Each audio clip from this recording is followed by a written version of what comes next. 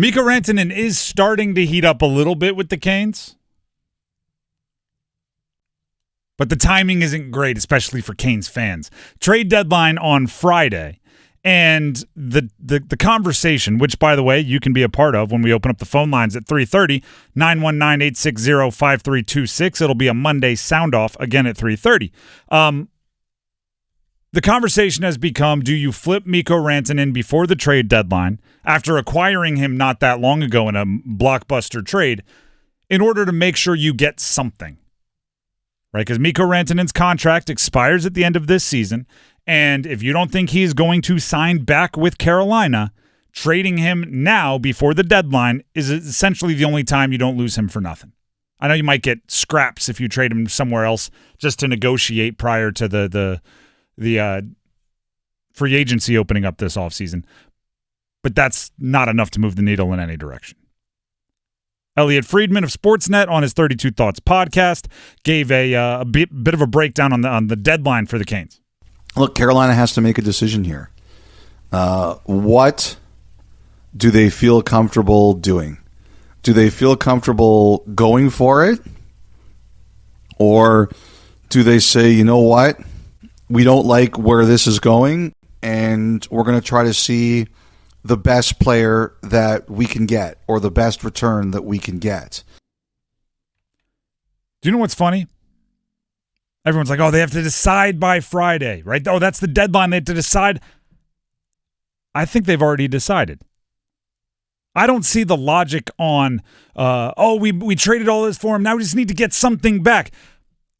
I think you were all in on trying everything you possibly could to get Mikko Rantanen to sign, including taking it past the trade deadline when you made the trade for Mikko Rantanen.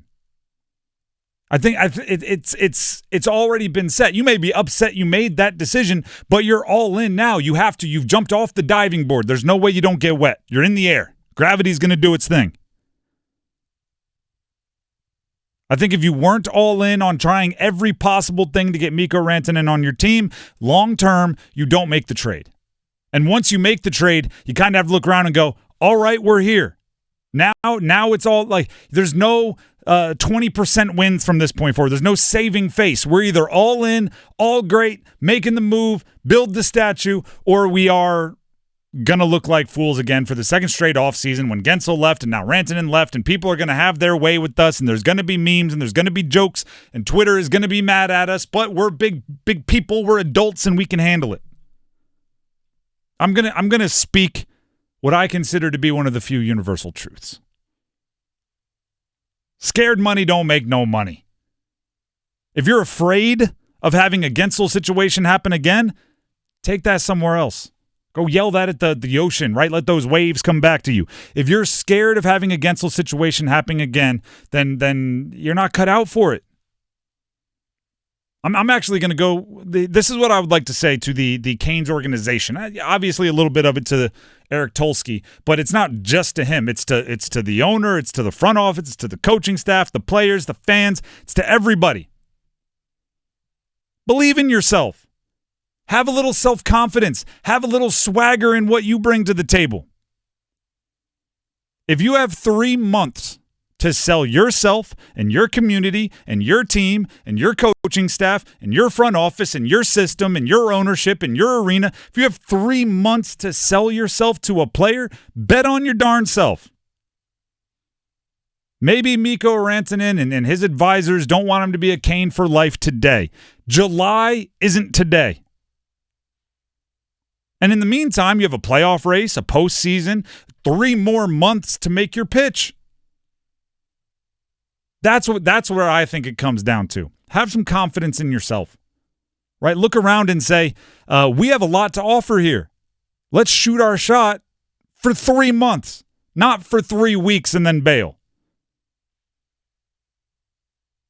It's Mikko Rantanen's a very good player. Okay, let's just call it what it is. He's proven that over a decade in the NHL. And while the basic counting statistics might not be there since he took over for the Carolina Hurricanes, we've done it. A bunch of people have done it. You can look at some of the advanced statistics, and it shows that he is in the right spot, making smart decisions, and I believe eventually that production will come. And everyone else in the NHL can see that. So if you did make him available, you could get something back. But do you know why it was so surprising that the Colorado Avalanche traded him to the Carolina Hurricanes? Why? Because once you get your hands on a top 10 player, you don't just give him away. No, you don't. They have to be dragged from your cold, dead hands out of there through free agency or offer sheet or trade. Like, it has to be astronomical. So I guess that's the one way out, right? If somebody wants to approach you and wants to give you the earth, the moon, the sun, the stars for their 3 months with Mikko Rantanen, you listen. But don't trade him just because you're like, we have to get something back. We don't want to have given Martin Necas away for nothing. You didn't give Martin Necas away for nothing. You gave Martin Necas away for the right to make your pitch to one of the top 10 players in the NHL. Yeah. Now you have to make good on what you just bought. Right? It's like trading for draft picks. You didn't actually get anything, but you're betting on yourself to evaluate players and pick good ones. Right? Mikko Rantanen, you didn't trade for Mikko Rantanen with term on his deal. You didn't trade for him with 5 years on his deal. You traded for him knowing basically 4 months after you traded for him, if he wanted to hit the open market, he could. But you were betting on yourself to look at the situation, make the right pitch, right? Get a vibe for his personality, find out what's important to him, and show him that you can bring that. If you're going to bail, I just don't know why you make that trade in the first place. You thought you were going to trade for him, and 2 weeks later he was going to go, I love you. This is my favorite place ever. I would love to sign a long-term deal.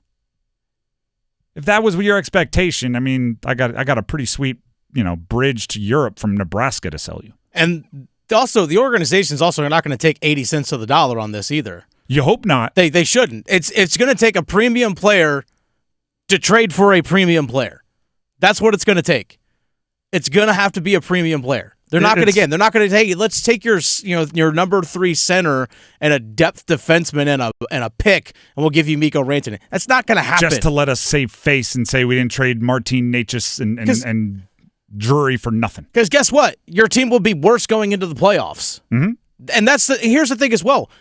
If he doesn't choose to sign, okay, what gives you the best chance of winning in the Cup this year? Keeping Mikko Rantanen on your team. And it is high stakes poker, don't get me wrong. Oh yeah. Like, you have to be aware that there's a possibility that come July he's going to sign a massive contract with someone else, and you're going to be left there holding your hat in your hand, and everybody's going to point and laugh.